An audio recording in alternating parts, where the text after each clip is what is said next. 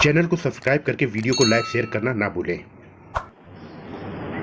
Ready start. सभापति महोदय, अब मैं आर्थिक मामलों पर आना चाहता हूं। मैं अधिक समय नहीं लूंगा।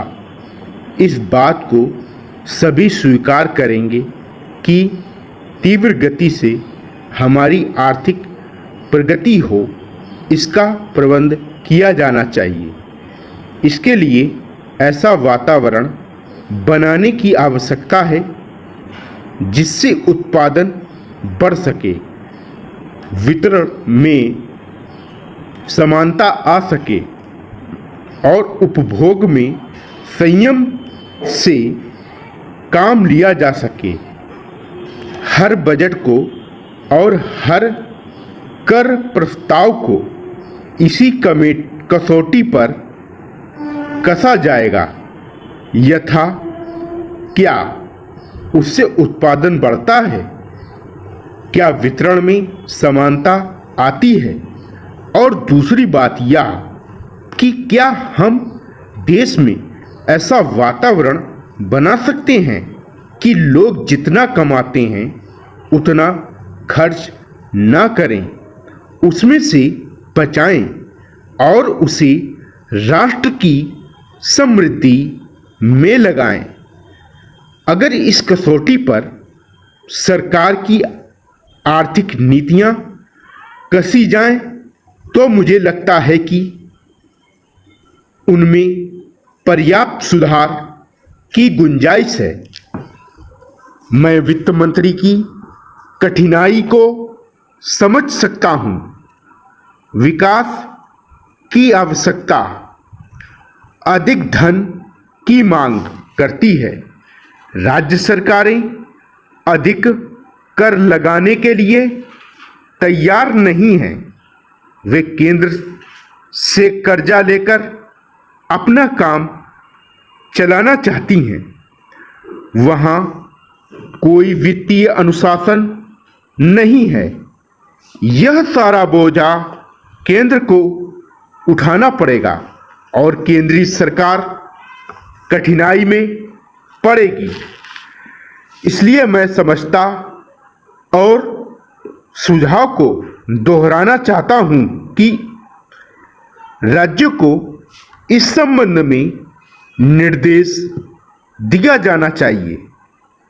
संविधान के अंतर्गत केंद्र इन राज्यों को निर्देश दे सकता है कि वह अपने सिद्धांतों साधनों के अंतर्गत अपने खर्च को चलाए। केंद्र के कर्ज पर निर्भर नहीं रहना चाहिए। विशेष परिस्थितियों में कर्जा दिया जा सकता है, लेकिन कर्जा लेकर अपना काम चलाना यह उनका स्वभाव नहीं बनना चाहिए। अपवाद रूप में कर्जा लेकर वह किसी विशेष परिस्थिति का सामना करने के लिए प्रस्तुत हो तो उसका विरोध नहीं किया जा सकता।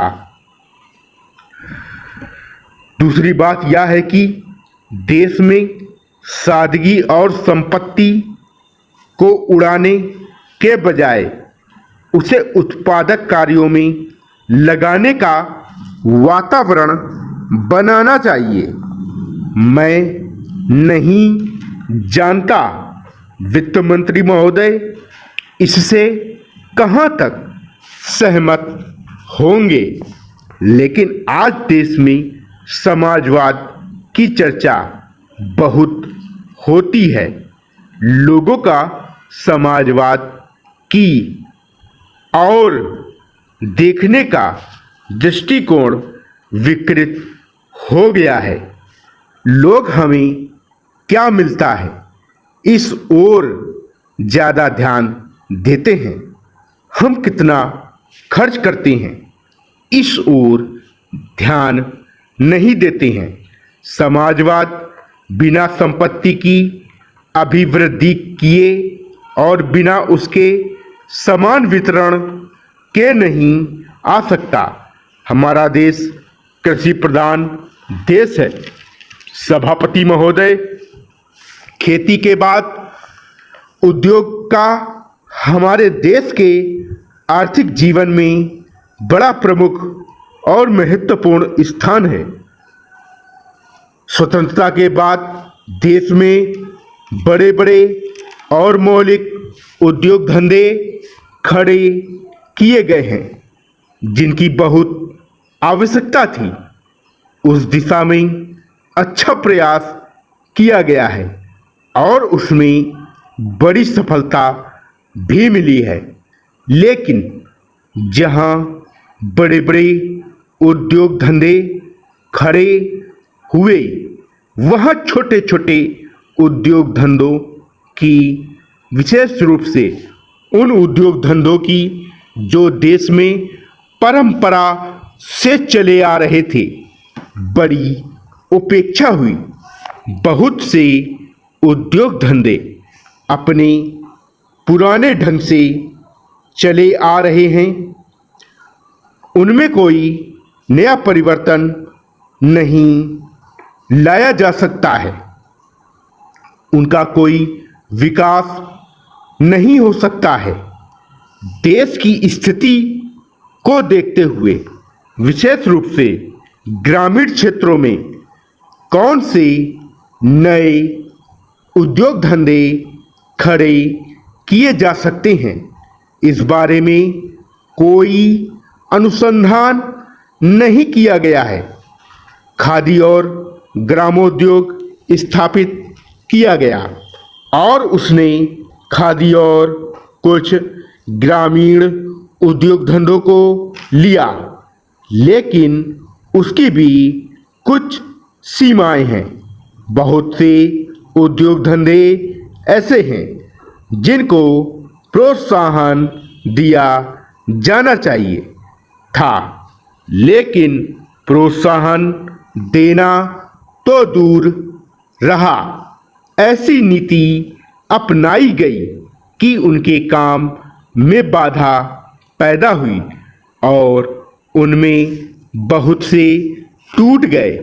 इसका परिणाम यह हुआ कि एक तरफ तो हमने दिखाने के लिए बड़े बड़े कल कारखाने खड़े किए हैं, लेकिन दूसरी तरफ बेकारों की संख्या बढ़ती गई है।